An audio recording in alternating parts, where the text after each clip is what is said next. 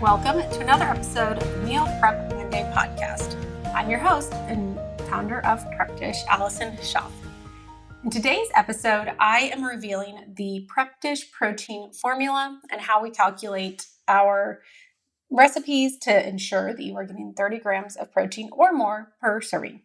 Before I get into today's episode, I have an email message from Prep Dish subscriber Corinda. Corinda writes, "Hello, Allison. I can't begin to describe what an absolute godsend you are. I've struggled with cooking for years, and now I've finally found a method that actually works. I now enjoy cooking, and my husband loves the food."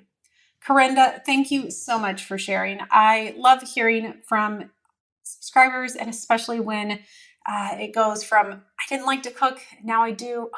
I love hearing this. So if you're listening to this and you have not tried Prep Dish, I would love you to test it out. See what you think of our method for getting healthy, tasty meals on the table each night of the week.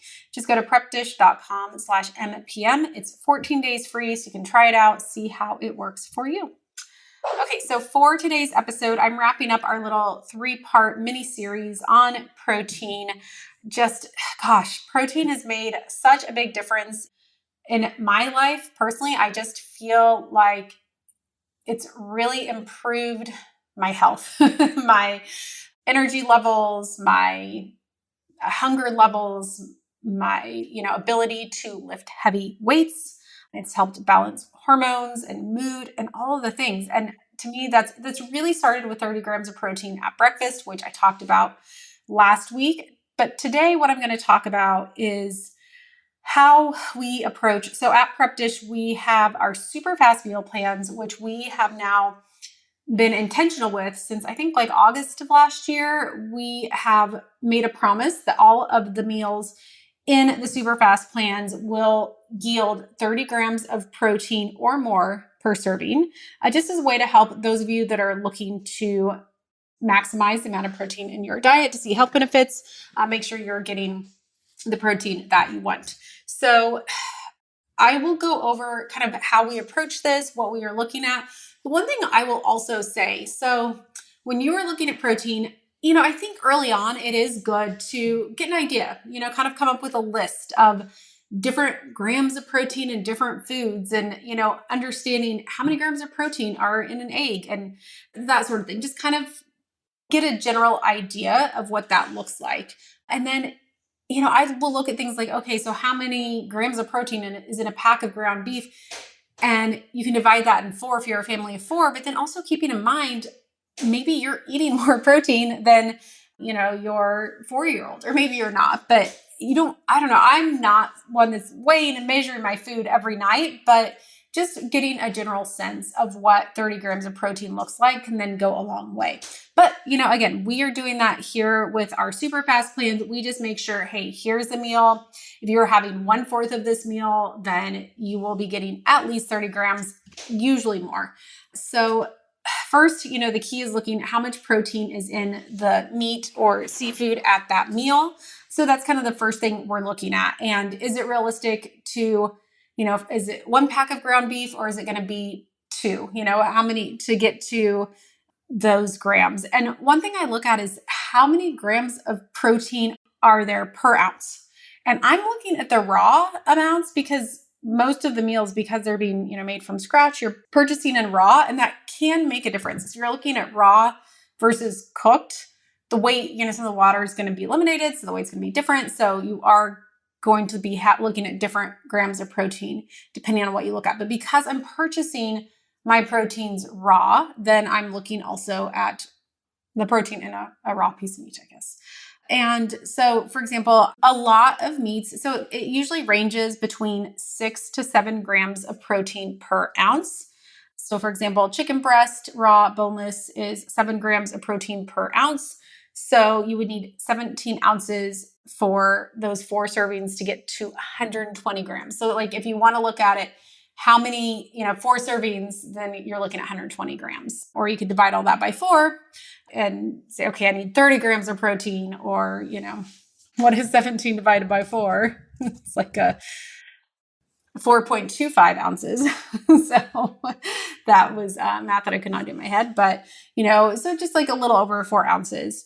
Raw meat, so ground chicken, 6 grams per ounce of protein. So you're kind of needing 20 ounces. So that's why a lot of times, doing 2 packs of ground meat can be an easy way to know that, hey, I'm definitely going to get there if I make this much protein.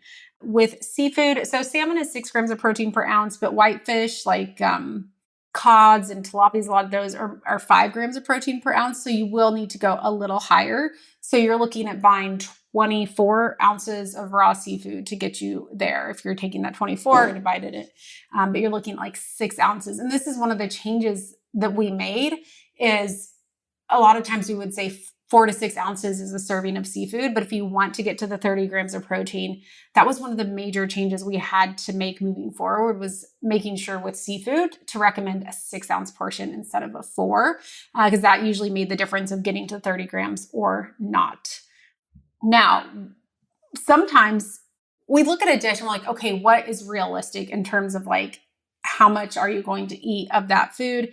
And if there's a dish where it doesn't get to the 30 grams just with the protein serving, now I kind of like when the protein gets you to 30 grams, because then if any of the sides or the toppings have protein, then it's like, okay, now I'm getting over 30 grams, which ideally, if you're doing 30 grams at breakfast, say 40 or 50 at lunch, or even only 40, you're going to want more along the lines of 50 at dinner to try and get closer to that 1 gram of protein per pound that we talked about in the first episode of this mini series, depending on what you have, what your snacking looks like as well.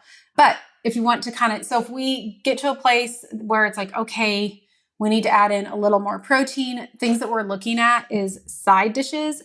Sometimes we'll even do something as simple as swapping brown versus white rice. I'm not going to go down the rabbit hole here, but brown rice is higher in protein than white rice. So that's a swap. But even keeping in mind things like broccoli has 3 grams of protein per cup of broccoli. Green peas have 8 grams of protein. Edamame is 17 grams of protein. Black beans. So now I don't think I wouldn't consider black beans 1 cup a serving. I would do like 1/4 cup, maybe 1/3 of a cup. But, that's a way to add in 5 to 7 grams of protein. So, you can add in a number that's going to move the needle on some of those sides. So sometimes we'll look at those sides.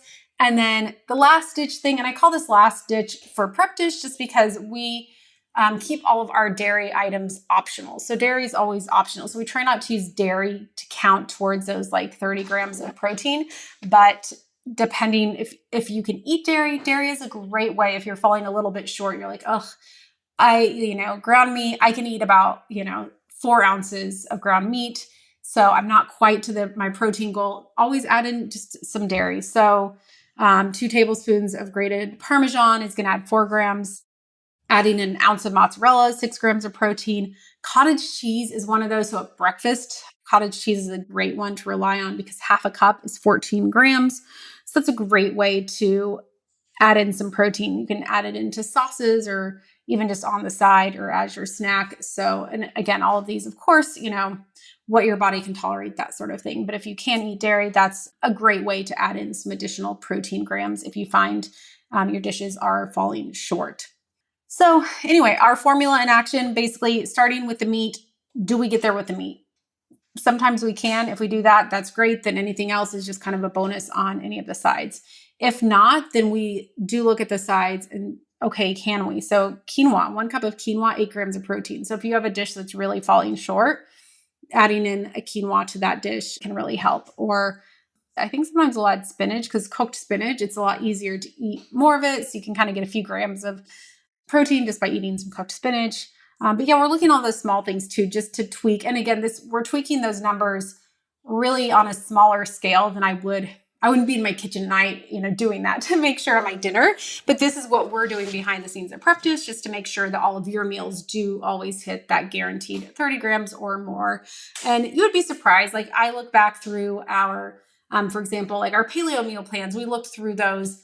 A lot of those will be hitting the mark of 30 to even 50 or 55 grams of protein per serving pretty easily. But we have some vegetarian options. So, if you want to do vegetarian option, then it's going to be a little harder to get to the 30 grams. So And maybe that's okay. Again, some of this is, it comes down to personal choice too of, would you prefer to always hit that 30 grams, or would you rather have one night a week where you don't hit the 30 grams and you would like to have, a vegetarian meal on that night? So anyway, that is a little sneak peek, or I guess behind the scenes peek at the formula and method that we use when we're kind of toggling back and forth, trying to make sure that we're hitting that 30 gram mark. We're really getting granular on it. Do I recommend that you do that every day? Definitely not. But if you're new to protein, it might be good to just look at the numbers, kind of get a sense of it, get a sense of what 30 grams looks like again. And then as you're going on, you can kind of have an idea moving forward of what it takes to get to that, whatever. And I keep using the number 30 grams. Maybe you have a different number. So whatever your number is, just kind of knowing what it takes to get close to that number. Okay, I hope this was helpful. These episodes, I struggle. I wish I had you all on I did a workshop, I think last year on this, and it's really nice when I have a screen with numbers. I'm a visual person, but hopefully this helps give you a sense of what we're doing. And a reminder, if you've not tried our meal plans, we have a 2-week free trial set up for listeners of this podcast at prepdish.com/MPM. And yeah, the super fast plan is the one that has those 30 grams of protein, if that's what you were looking for. Okay, well, that wraps up our little mini series on protein. But yeah, that's all I have for this week. I'll be back again next Monday with another episode.